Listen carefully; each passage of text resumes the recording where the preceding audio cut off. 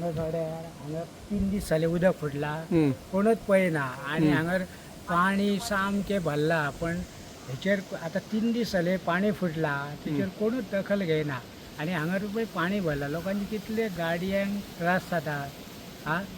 हांगर पळय गाडी स्टॉप करून येवचो पडटा नाजाल्यार सगळें पाणी भरता हेचेर कोण तरी आमदारांच्या सरकारांचे दखल घेवची आनी हे पाणी आज 3 दीस जाले अशेंच वता पावस कितको लागना आनी लोकांक कितले त्रास जाता तेचे हे पळय हांगर सुद्दां कोण तरी हांगर आतां वचून पडला गाडयेक कितें करतली 2 बायलां पडली रोडूच कळना पाणया खातीर तर हेचेर